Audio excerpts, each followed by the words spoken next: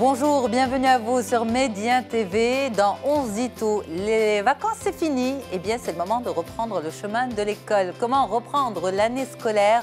On en parle dans un petit moment avec deux spécialistes. Et puis ensuite, rétablir le sommeil, surtout chez les ados. C'est toute une histoire au début de l'année scolaire. Eh bien, on en parlera avec le docteur Fouzi Al-Qaderi, spécialiste du sommeil et de ses pathologies. Vous êtes les bienvenus sur Médien TV. Dans On se dit tout en détail au fur et à mesure de cette heure à venir avec vous. Restez avec nous pour les détails.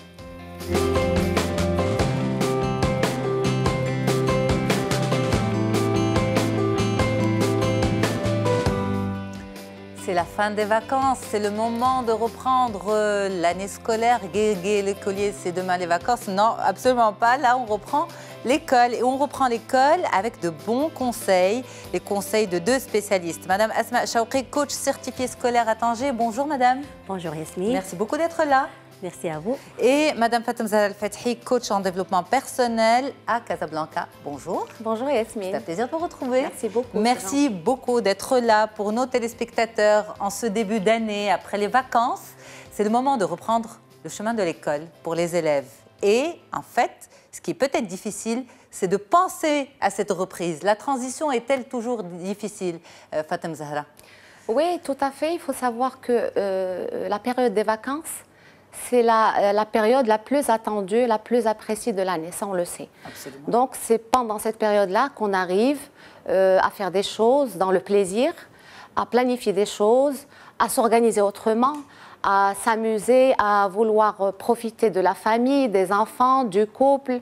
Donc faire des choses hors contexte du travail et de l'école. Différentes. Absolument. Donc cette période-là,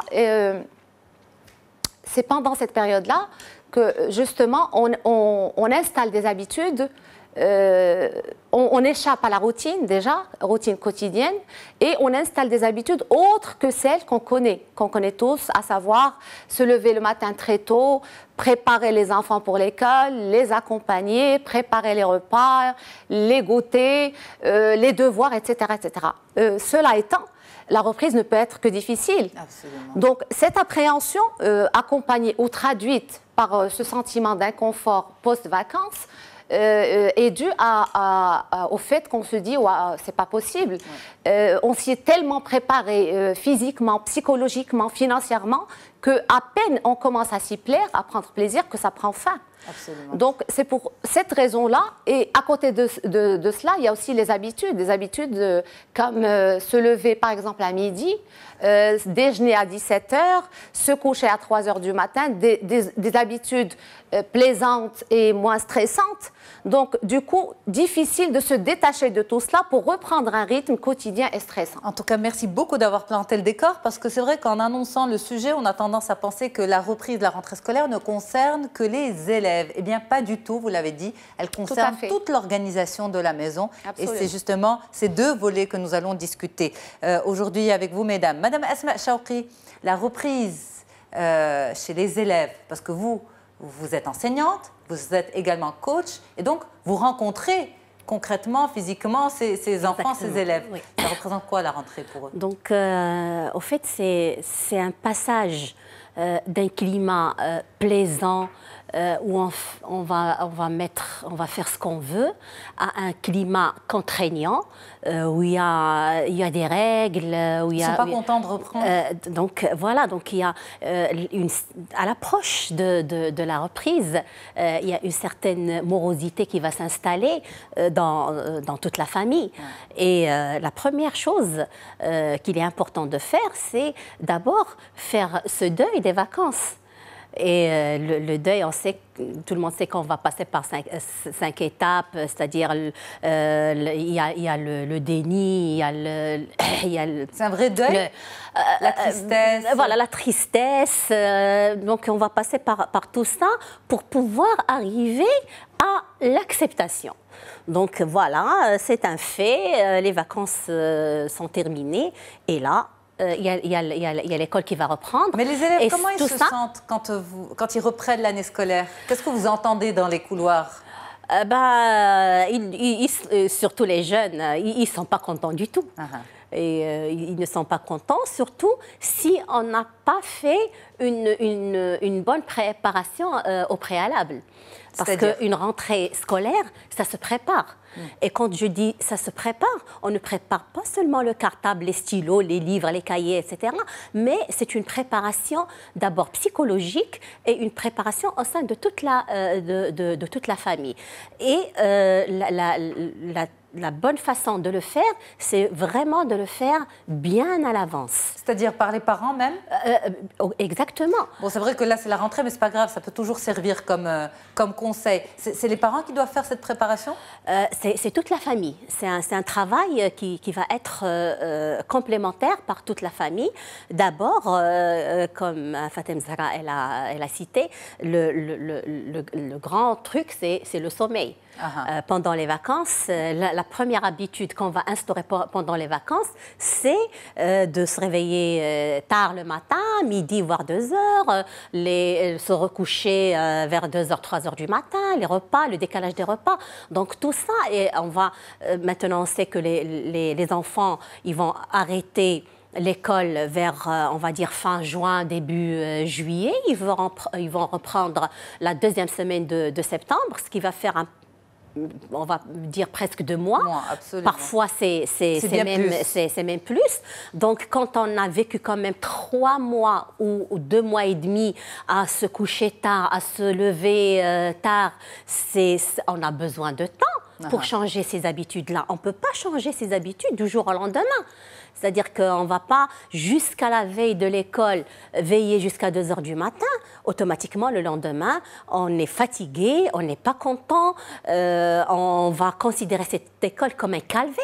On va vivre cette journée comme un calvaire. Mais les premiers jours, moi je me rappelle, je ne sais pas vous, mais le premier jour, on était quand même heureux de se retrouver. Le premier jour. Oui, parce que... Non, même les ados, parce que le premier jour, c'est light. On ne va pas commencer à 8 heures du matin, on va aller jusqu'à 10 heures. C'est juste les emplois du temps, faire connaissance des professeurs. Mais dès que les choses sérieuses commencent à s'installer, si on n'est pas vraiment préparé au préalable, c'est vraiment... Moi, ce que je vous propose aujourd'hui, c'est d'outiller au maximum les familles et les élèves à passer une bonne année scolaire. C'est vrai que bon, là, c'est le démarrage.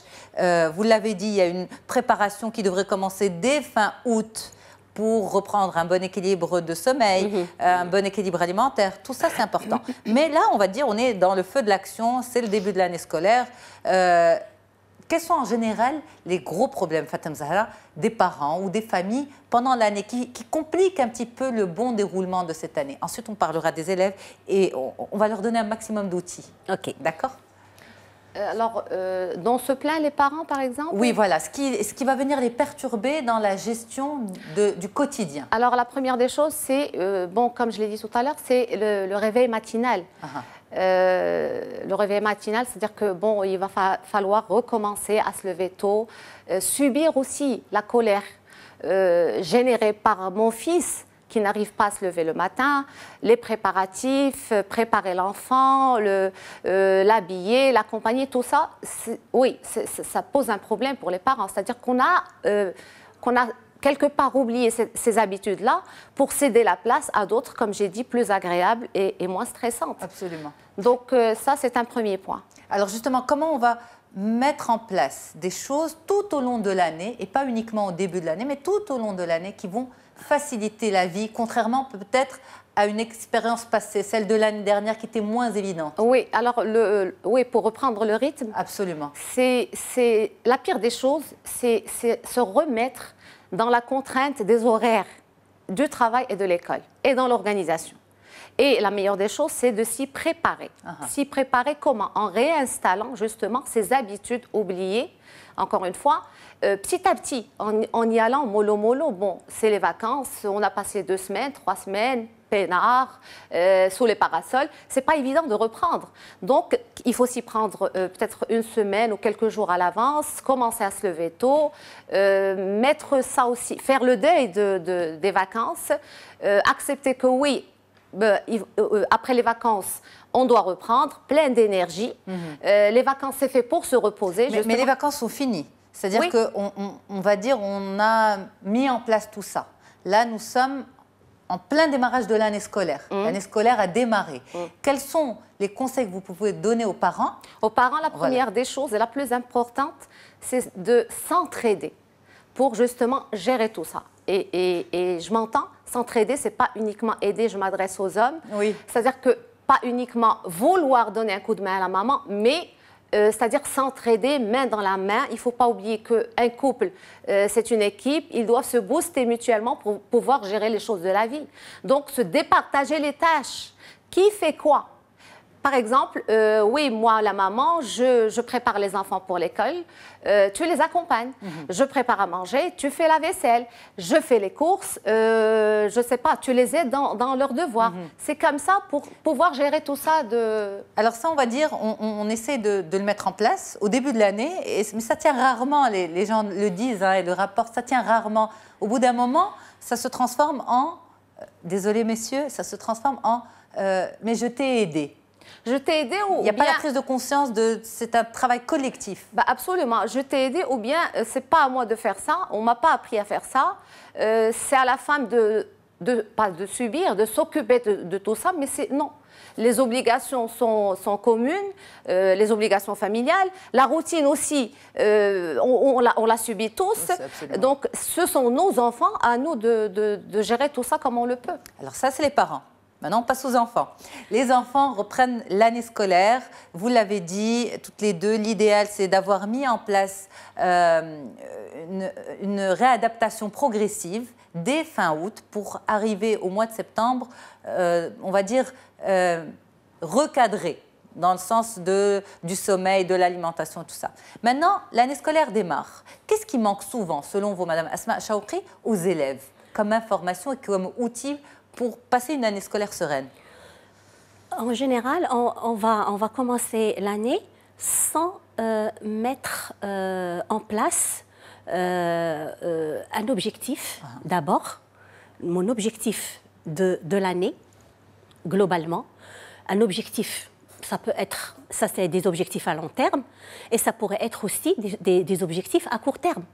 Mon objectif de mois ou mon objectif de trimestre. Ça aussi, il faut en discuter avant le départ. Aussi, mettre un planning concernant, bien sûr, l'élève par rapport à ses études. Et aussi, les parents, ils doivent aussi faire partie de ce planning. Se mettre d'accord sur les moments de loisirs. Ça, c'est très important. Parce que quand on s'adresse à notre enfant, quand l'école commence, pour nous, cet enfant, de septembre jusqu'en juin, sa vie, c'est l'école. Alors que ce n'est pas vrai. Sa vie, l'école, ça reste une partie. C'est vrai que c'est une partie très importante dans sa vie, mais aussi, il y a sa vie personnelle, il y a ses loisirs. Il est important de mettre en place et discuter avec ce jeune, qu'est-ce qu'il va faire de son temps libre, peut-être choisir un sport, choisir comment... Et ça, pour vous, il faut le mettre noir sur blanc sur une feuille avec un planning. C'est important de visualiser. C'est important de visualiser parce que qu'est-ce qui arrive? D'abord, on va dire que c'est vraiment rare que les jeunes, surtout les jeunes, ils vont mettre un planning de travail. C'est vraiment rare. Et quand il y a des jeunes qui vont mettre ce planning, on va regarder le planning. Qu'est-ce qu'il y a sur leur planning? Le travail de l'école.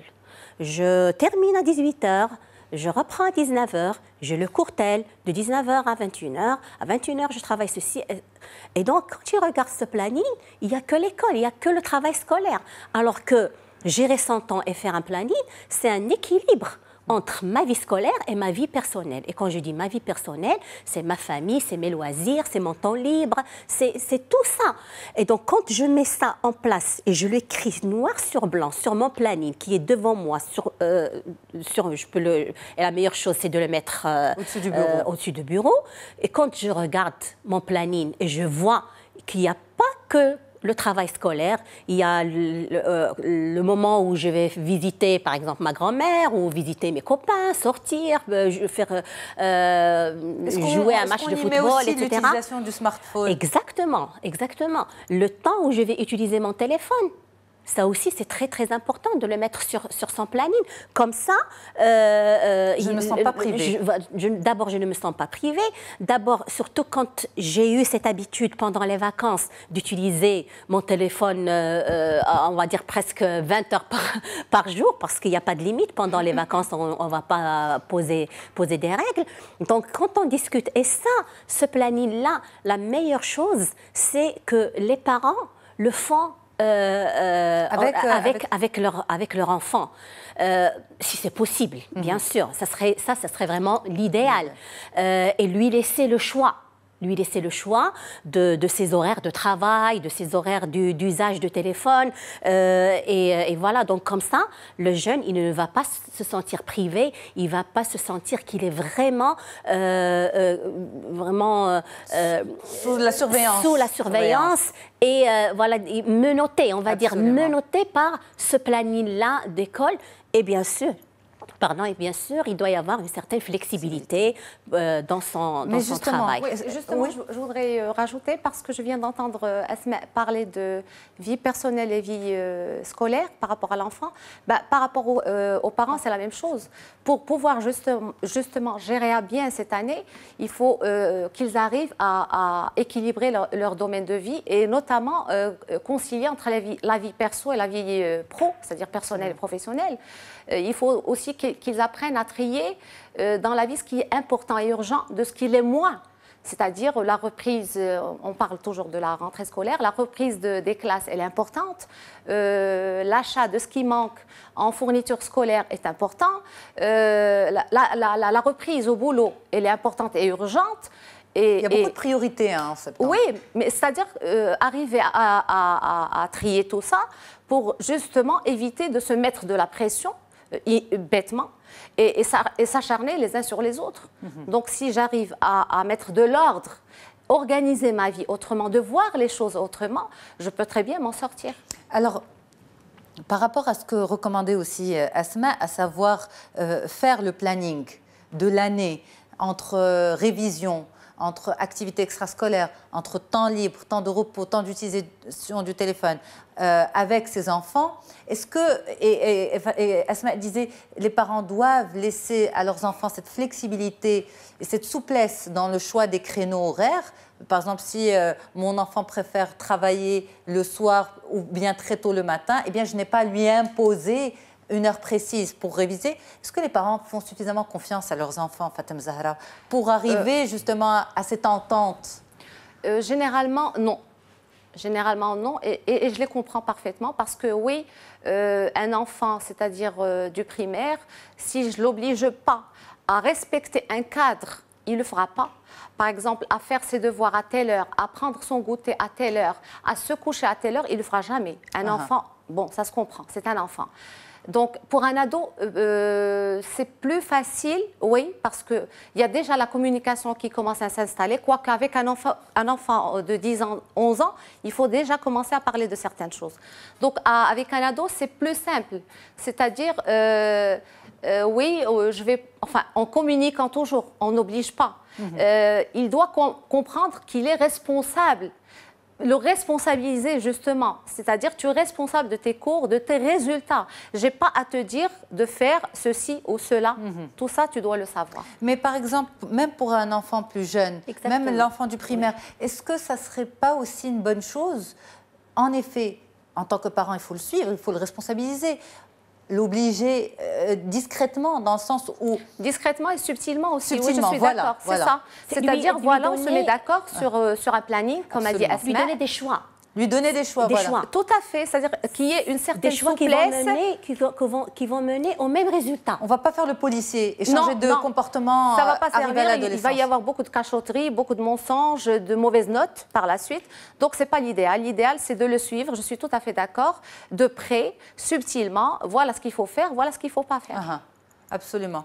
Vous vouliez rajouter quelque chose, Asma? Non, mais c'est juste par rapport à l'enfant, même l'enfant de 7 ans, 8 ans en avant, c'est le mot obligé. Il vaut mieux ne pas utiliser ce mot. On le dit entre nous les grands, entre nous les parents. Voilà, donc c'est pour ça qu'on parle de subtilité en fait. Moi, je préfère utiliser à la place de mot obligation, fermeté. Il faut être ferme. C'est quoi la nuance entre les deux? Donc, obligation, je t'impose. C'est moi qui décide à ta place. Être ferme, c'est qu'on va se mettre d'accord sur un planning ou un travail à faire, mais en même temps, je vais être ferme avec toi. Quant à l'exécution. Quant à l'exécution, il faut vraiment, il est important de s'engager par rapport à ça. Et croyez-moi, même un enfant à 7 ans ou 8 ans, si on met en place avec lui ce genre de dialogue et de communication, il va, avec le temps, peut-être au début, ça pourrait lui paraître difficile à accepter, il va essayer mais avec le temps, il va l'accepter, il va sentir une certaine liberté si on lui donne un choix. C'est-à-dire, tu rentres de l'école, à quel moment tu voudrais commencer à travailler? Est-ce que c'est juste des petites astuces?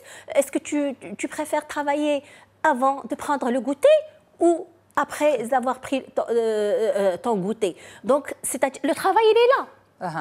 On va travailler, mais je te laisse cette petite marge de choix, de choisir le moment. Est-ce que c'est avant le goûter ou après le goûter ou après, par exemple, avoir... Il y a des parents, par exemple, qui vont, surtout quand on a un enfant de 6 ans, 7 ans, tu fais d'abord tes devoirs, après tu regardes les dessins animés. Tu ne vas pas regarder les dessins animés si tu ne fais pas tes devoirs. Donc, à ce moment-là, l'enfant, il n'est pas motivé par lui-même. Il n'y a pas cette motivation intrinsèque, mais il y a cette motivation externe. Je fais mon devoir parce que après, je vais voir les dessins. Il y a le système de récompense. Et le système c'est un mauvais système? Ce qu'il faut, moi, à mon avis, abolir dans l'éducation, c'est le système récompense-punition. Donc, c'est vraiment être dans la fermeté, et dans la bienveillance. Être un parent ferme et aussi bienveillant. Ça, c'est vraiment l'idéal. Donc, l'enfant, quand il a le choix, tu choisis, tu regardes ton dessin animé avant tes devoirs ou après tes devoirs. Mais les parents lui laisser ce choix-là. Et bien sûr, mettre avec lui un cadre. Tu as 30 minutes ou tu as 15 minutes de devoirs. Et quand ça termine, ça termine. Il y a pas... Donc, c'est à ce moment-là qu'on va être vraiment ferme, mais aussi bienveillant. Fatem Zahra? Je suis tout à fait d'accord avec Asma, mais seulement... la chose sur laquelle... n'est pas évidente. C'est pas évident. Et surtout, est-ce que je vais me donner la peine de poser cette question chaque soir? À quelle heure? Il faut que ça devienne automatique. Mais je pense que c'est ça le but. C'est ça, c'est-à-dire que voilà, on se met d'accord. Voilà, mettre en place des habitudes. Au début de l'année scolaire. À respecter, mais tout le long de l'année. Mais ce n'est pas parce qu'aujourd'hui tu as envie de voir les dessins animés avant, demain c'est après. Non, on va mettre en place des stratégies, en fait, c'est poser des un règles, cadre à respecter. Voilà, absolument. Mais cela dit, pour certains, ce que vous dites semble en fait la recette miracle, magique pour organiser la maison.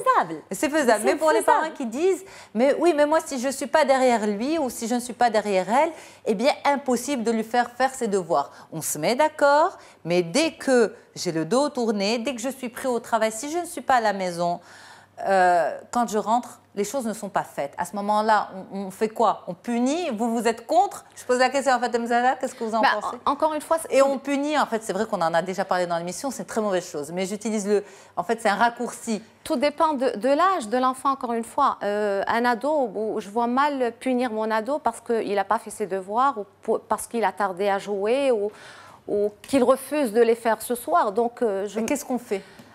Il faut communiquer tout simplement, parler, lui faire comprendre qu'il s'agit de son avenir, c'est pas le mien, c'est son avenir à lui, le responsabiliser encore une fois. Avec un enfant de 10 ans, 11 ans, oui, je peux le punir.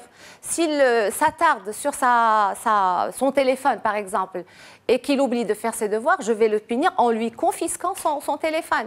Oui, tu ne fais pas tes devoirs parce que tu es perturbé par ton téléphone. Alors, je sais que Mme Amal Hassoun ne va pas être contente de la punition.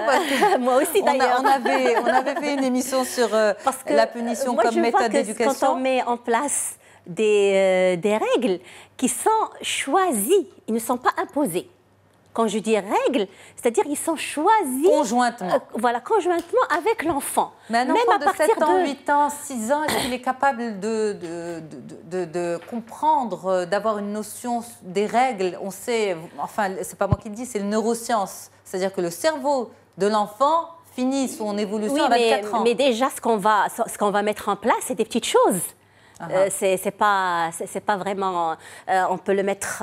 D'ailleurs, un enfant de 7 ans ou de 6 ans, une présence d'un adulte, elle est toujours vraiment importante dans sa vie quand il rentre de l'école. Moi, je le supervise de loin. Et quand je vois qu'il est en train de sortir du cadre, il n'y a aucun mal de le recadrer. Après, par rapport à l'usage du téléphone, si au début de l'année, on va mettre en place des règles, même par rapport à l'usage du téléphone, par exemple. À quel moment confisquer le téléphone, pour moi, c'est une très mauvaise chose parce que ça ne donne pas un résultat. Et croyez-moi, dès qu'on leur confisque leur téléphone, ils ne vont pas travailler. Ils vont se venger on va dire que sur ça. On va marquer une pause et on revient en détail sur comment faire prendre conscience. Vous avez insisté toutes les deux sur ce point, prendre conscience de l'importance de cette année scolaire pour son avenir. Ça, c'est en marquant des objectifs et en posant des objectifs. Alors, comment on pose des objectifs quand on a 10 ans? Eh bien, vous allez nous répondre dans un petit moment. Restez avec nous sur Média TV. On se dit tout revient dans quelques instants.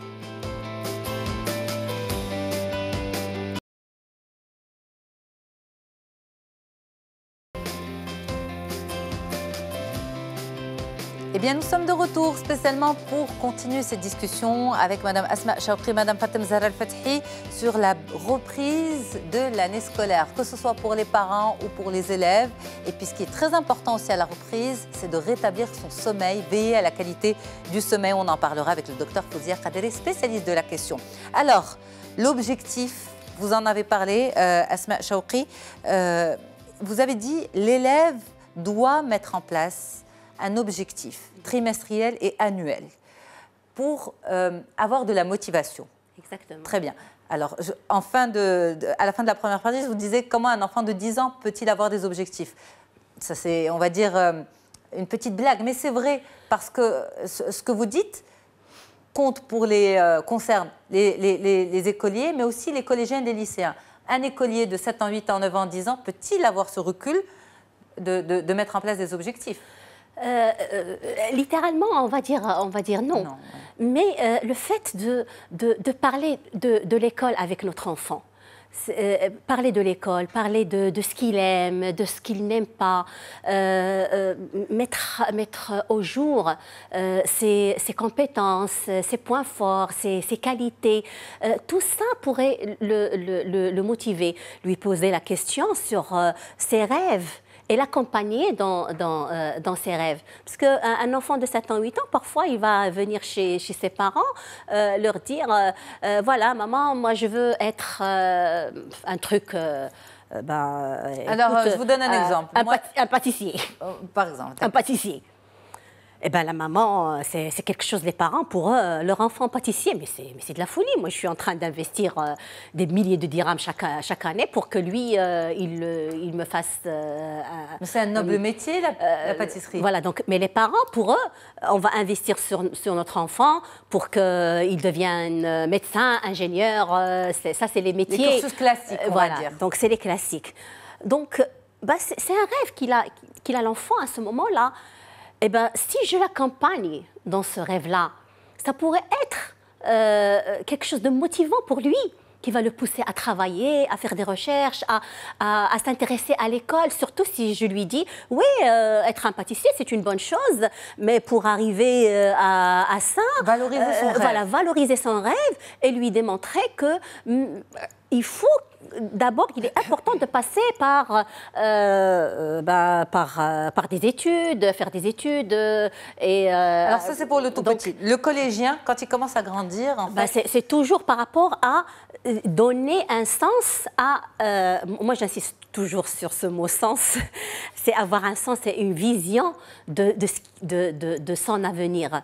C'est vraiment très nécessaire par rapport aux jeunes, parce que dès que je comprends pourquoi je vais à l'école, pourquoi j'étudie, c'est à ce moment-là que je vais être motivée.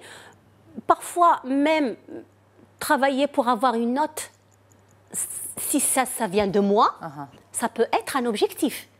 Mais si ça vient de mes parents qui ont des attentes de moi, il faut que tu aies, par exemple, un 16 de moyenne générale, ça devient plus stressant et frustrant pour l'enfant.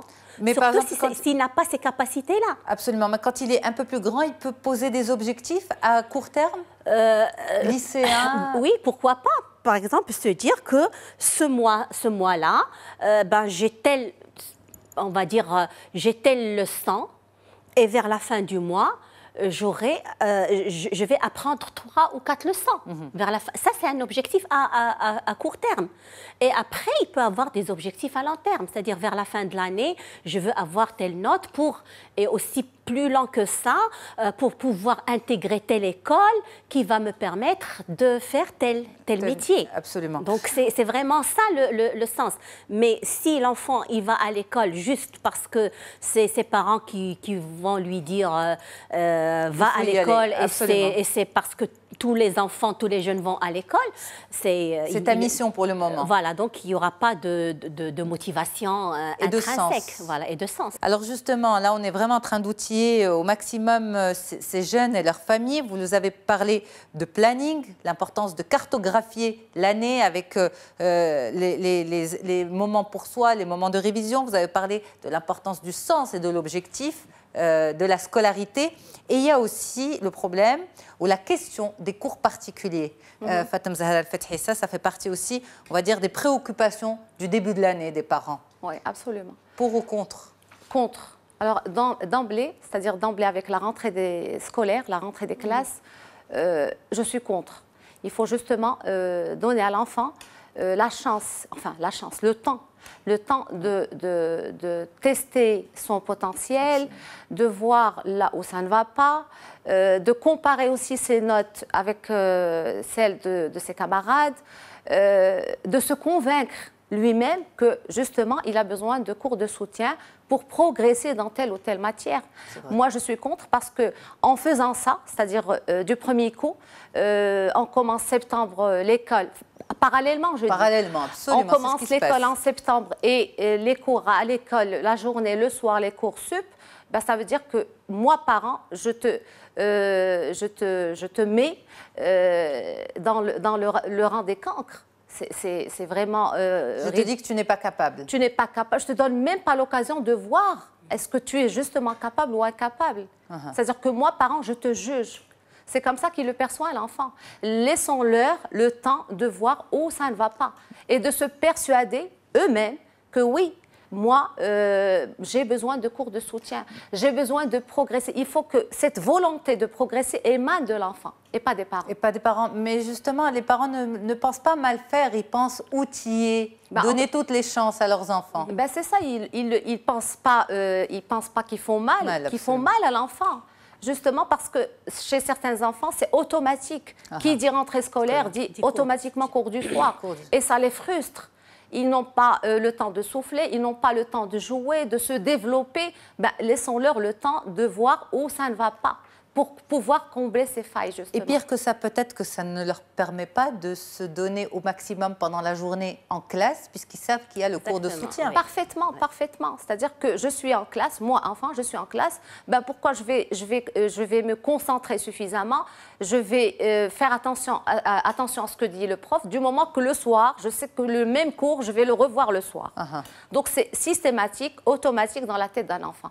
Laissons-leur le temps de se voir, de voir où ça ne va pas et de se convaincre surtout. Parce que moi, si je l'oblige à faire des cours de soutien, il est fort probable que le résultat soit médiocre aussi. Absolument. Donc, il faut que cette volonté de progresser émane de lui. Oui, j'ai envie d'avoir plus. Aujourd'hui, j'ai 10 sur 20 dans telle ou telle matière. mes camarades en plus, j'ai envie de faire comme eux, j'ai envie d'avoir une bonne note. C'est quand même la solution de facilité, non? J'ai 10 sur 20, eh bien, j'ai besoin d'aide, maman, papa, ou bien c'est les parents qui disent... c'est surtout les parents parce qu'un enfant, non, du premier coup, il ne va pas penser comme ça.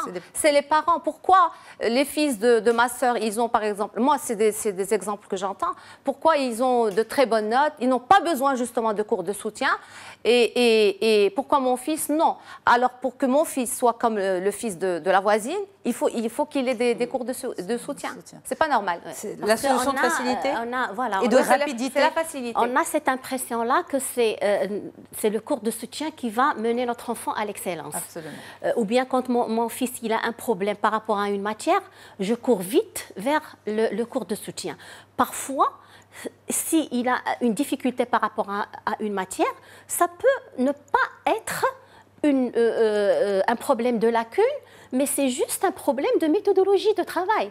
Et à ce moment-là, il aura plus besoin d'un coach scolaire que d'un professeur dans une telle matière.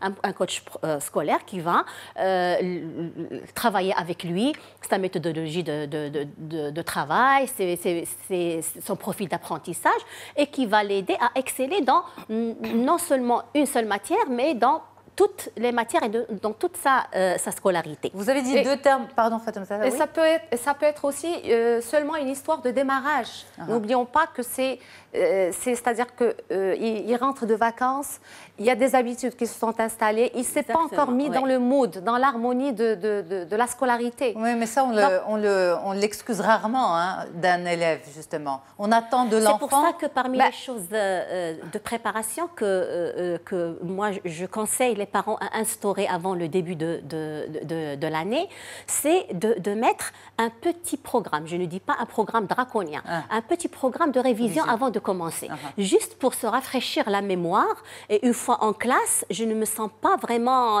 déphasée. Voilà, déphasée. Si ça n'a pas été fait cette année, gardez le conseil pour l'été prochain. Voilà. Voilà. C'est vrai parce qu'on n'attend pas de mal. C'est vrai, ce que vous dites est véridique, est réel. Mais en tant que parent, on attend de l'élève, de notre enfant, qu'il soit un élève le premier jour. On n'attend même pas, c'est-à-dire de voir le résultat des premiers rendus. Ouais. Donc, automatiquement, vacances et école. Vacances, école. Transition rapide, et puis, Écoutez, voilà. Il y a des parents pour qui les cours de soutien sont d'une grande importance, qu'ils vont mettre en place le professeur, les horaires et tout, à la fin de l'année. Avant la reprise. Avant la reprise. Ouais, donc en fin absolument. juin, vous avez tout mis en place. Ça, c'est parmi les préparations que les parents font. Qui sont mauvaises. Qui sont malheureusement. Et vers la fin de l'année, on va chercher le prof de maths, on va chercher le prof de sciences physiques, etc. Et on va se mettre d'accord avec lui sur le nombre d'heures, les horaires, etc. Pour que dès qu'on commence en septembre, on va commencer avec le cours de soutien. Là aussi, encore une fois, ça dénote quoi chez les parents? Implicitement, ça veut dire quoi? Voilà, mon enfant, tu vas à l'école, tu as les cours de soutien le soir, je ne veux pas de mauvaises surprises. Exactement. Je mets tout en place pour toi. Parfaitement, et ça, c'est très mauvais. Donc, à ce moment-là, qu'est-ce que je fais? Je juge, encore une fois, je condamne cet enfant. Ça veut dire que tu es incapable de travailler tout seul, incapable d'avoir de bonnes notes. C'est le message qui est perçu. C'est le message qui est perçu. Et c'est aussi le message de... tu n'as pas le droit... C'est un message décourageant. Et tu n'as pas le droit à l'échec. Absolument. Absolument. Alors que l'échec est un apprentissage aussi. Tout à fait. Tout à fait. Eh bien, mesdames, merci d'avoir secoué les parents. Avec beaucoup de bienveillance, bien sûr. C'est le rôle et la méthodologie de l'émission. Ce qui est important aussi à mettre en place, c'est un sommeil équilibré chez les ados, surtout chez les ados, et les décrocher un petit peu de cette fameuse lumière bleue qui émane des téléphones et des tablettes et qui les empêche de bien dormir. On en parle dans une fraction de seconde avec le docteur Fouzia Al-Qaderi. Mais juste avant, je vous remercie beaucoup. Madame Asma Chawqi, vous êtes coach certifié scolaire à Tanger. Et Madame Fatoumata Zahra Al-Fathi, vous êtes coach en développement personnel à Casablanca. Très bonne reprise, mesdames. Beaucoup. Merci beaucoup. Très bon début d'année scolaire. Et moi, je reste avec vous tout de suite.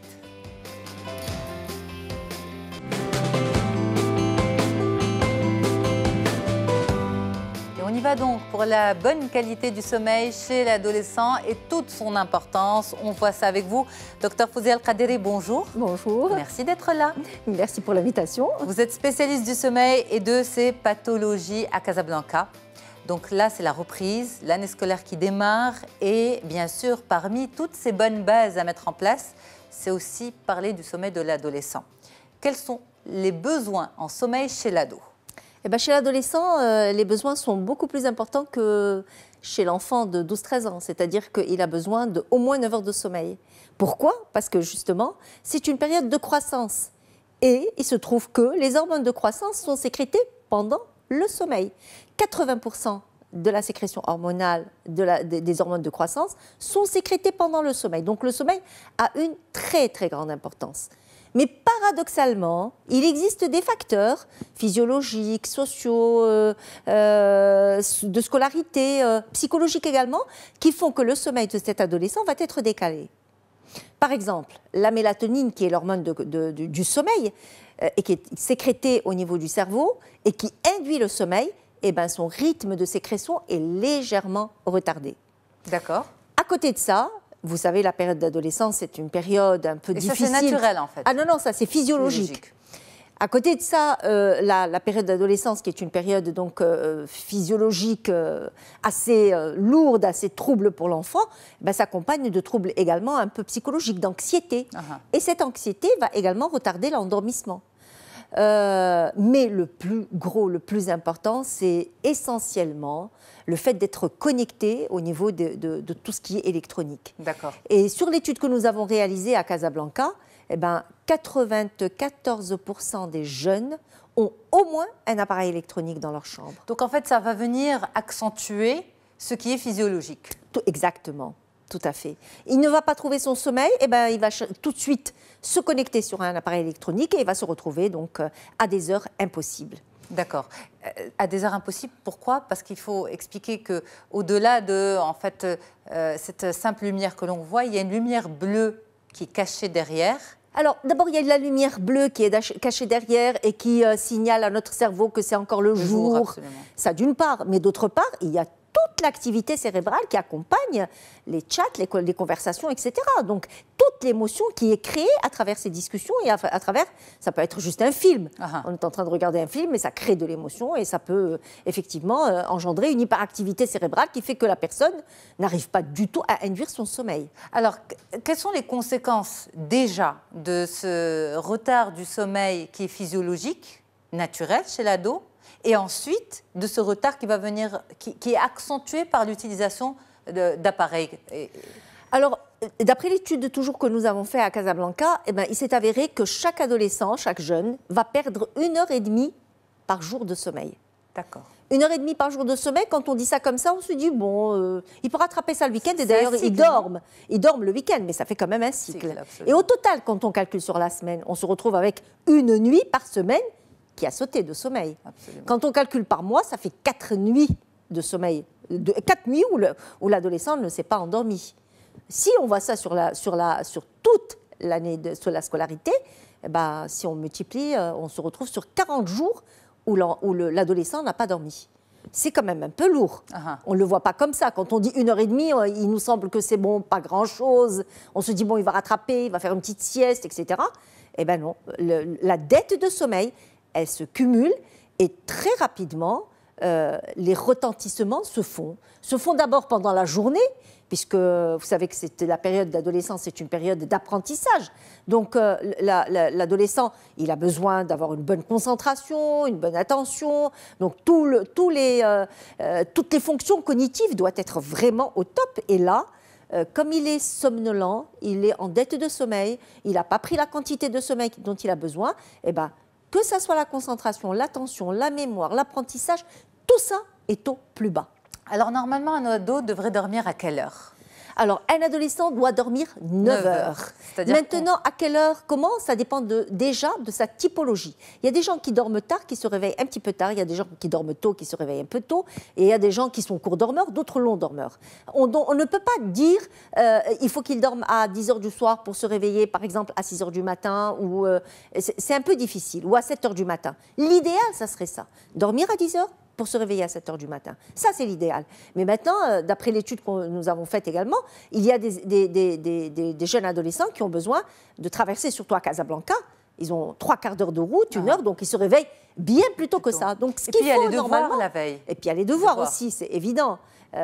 Et donc, il faut toujours calculer le moment du réveil pour savoir à quel moment, effectivement, il faut se mettre au lit pour bénéficier au moins de ces 9 h, 8h30, 9 h de sommeil. Alors, vous l'avez dit, Dr Fouziya El Kaderi, vous avez parlé des conséquences directes de ce manque de sommeil. 1h30 en moyenne de manque de sommeil par nuit, et donc la somnolence le lendemain. Mais vous l'avez dit, ça fait 40 jours sur l'année de dette de sommeil. C'est un danger pour l'organisme, pour le corps? Absolument, absolument. Alors, nous, on s'est attaché à savoir déjà, enfin, dans l'étude que nous avons faite, ce qu'on voulait, c'était avoir qu'est-ce qu'il y avait comme conséquences directes, c'est-à-dire durant l'année scolaire, parce qu'à long terme, il est évident qu'il y a beaucoup de maladies qui vont se greffer sur ça. Mais à court terme, alors non seulement, comme on l'a dit, toutes les fonctions cognitives vont baisser, il va y avoir donc un retentissement scolaire, des fois il y a un décrochage, et ça va nous amener à quoi? Sentant qu'il a moins d'énergie, moins de capacité, l'adolescent va tout de suite se mettre à consommer plus de café, et le café va peut-être l'amener à autre chose, à peut-être commencer à fumer, la cigarette va l'amener à autre chose, et donc cette addiction va s'installer. Ce sont des hypothèses ou ça a été... Ah non, mais ça c'est les gens qui dorment moins, les gens qui dorment mal, ce sont des gens qui consomment plus. Et dans l'étude, ils ont même rapporté, les 14-15 ans, ont rapporté la consommation de cannabis, d'alcool et d'autres drogues. Absolument. Donc, il y a une corrélation, et toutes les études ont montré qu'il y avait une corrélation entre la somnolence, le décrochage scolaire et l'addiction. Alors, ce que vous dites fait probablement peur aux parents d'ados.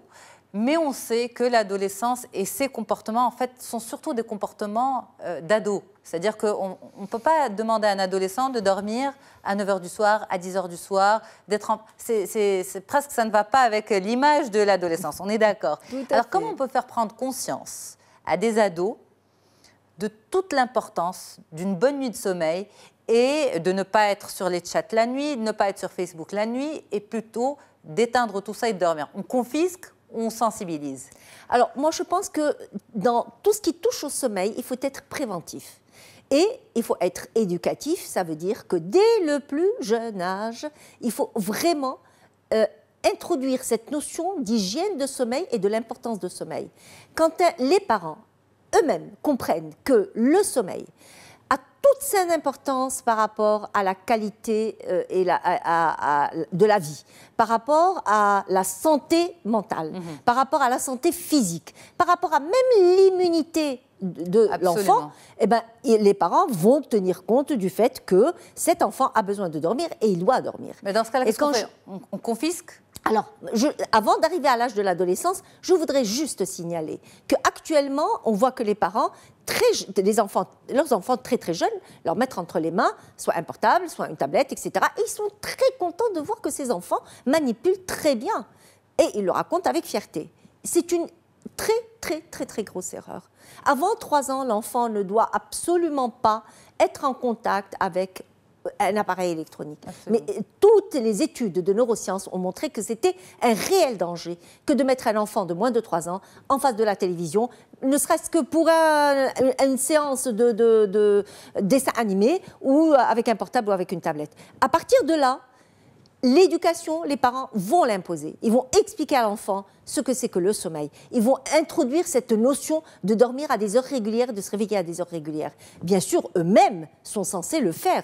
Et donc, l'enfant va comprendre. Une fois arrivé à l'adolescence, tout est une question de discussion avec l'adolescent. Parce que, comme vous l'avez dit, c'est une époque où on refuse tout, voilà. Même la discussion. On est là vraiment à contre-courant. Donc, on ne peut pas du jour au lendemain dire à l'enfant « je te confisque, je te fais », d'autant plus que là, il est en train de s'imposer. C'est son temps à lui, donc il en fait ce qu'il veut, dans sa chambre. Et la notion de « mon temps, ma chambre, absolument. Mon sommeil », alors, bien sûr, pour eux, le sommeil, c'est une perte de temps. Ça revient en fait à ce que disait il y a quelques instants Mme Asma Chawqi, planifier son année scolaire, planifier son temps libre et planifier aussi l'utilisation de son téléphone. Ça, ce serait dans l'idéal. Parce que justement, si ce jeune, si cet ado planifie tout ça, eh bien, il saura qu'au moment de dormir, il a dans la journée suffisamment tout fait, entre autres, consommer son téléphone, arriver à l'heure du sommeil, eh bien, on respecte aussi. Ça rejoint tout ça. Alors, par rapport à cette dette de sommeil, Dr Fouzia Kaderi, certains ados, pendant les vacances ou pendant le week-end, dorment beaucoup. Est-ce qu'il faut les réveiller ou pas? Alors, ils récupèrent, mais ça dépend quand est-ce qu'ils dorment. Il est évident que quand on dort jusqu'à midi, 1 heure, ça va changer tout le cycle du sommeil et ça risque de perturber également tous les jours qui vont venir après au cours de la semaine. Il est évident aussi que, par exemple, un adolescent, même s'il se réveille à 9 h du matin, qui se dit « je vais faire ma sieste le dimanche après-midi » et qu'il dort jusqu'à 6 h du soir, 6 h d'après-midi, il ne va pas retrouver ses cycles de sommeil pendant la nuit. Donc, rattraper le sommeil pendant le week-end est assez traître. Il faut faire attention, parce qu'on va tomber dans un système de décalage où on risque d'avoir une maladie qu'on a très fréquente chez les adolescents, qu'on appelle le syndrome de retard de phase de sommeil. Ce sont des adolescents qui se retrouvent au total en train de dormir à 2 h du matin et qui n'arrivent absolument pas à dormir plus tôt. C'est ce qu'on appelle le syndrome de retard de phase de sommeil. Donc, à dormir à 2 h du matin. Et comme ils sont tenus de se réveiller à 7 h du matin, parce que l'école commence à 9 h du matin, à 8 h, pardon, donc ils se retrouvent avec 5 heures. 4h30, 5 heures de sommeil. Mais ils ne se fatiguent pas pour se recoucher plus tôt le lendemain ou 2 jours après Comme je vous ai expliqué, ils rentrent dans un cercle vicieux, sentant qu'ils manquent d'énergie, qu'ils ne sont pas très bien, etc. Ils se mettent tout de suite au café, ils se mettent tout de suite aux excitants. Il y a beaucoup maintenant de boissons excitantes qui les maintiennent en... Absolument. On fait la publicité de ces produits de façon vraiment exagérée. Eh bien, ils se retrouvent dans ce cercle vicieux. En consommant plus d'excitants, eh ben, forcément, la qualité du sommeil le soir, eh ben, elle n'est pas ce qu'elle est. Alors, en tout cas, Dr Fouzia Kaderi, vous l'avez dit et insisté sur ce point, la communication dès le plus jeune âge. C'est comme ça, en fait, qu'on arrive à une phase d'adolescence, à gérer une phase d'adolescence avec ses aléas, mais en tout cas, à éviter ces problèmes de sommeil que vous venez de nous expliquer. Merci beaucoup, docteur. C'est important de faire le point à la rentrée avec les parents. Je pense qu'il est également, très brièvement, il est important d'expliquer qu'il existe d'autres pathologies du sommeil qui sont spécifiques à l'adolescent, qui sont le syndrome de haute résistance et qui s'allient au syndrome d'apnée obstructive du sommeil, qui peuvent perturber le sommeil.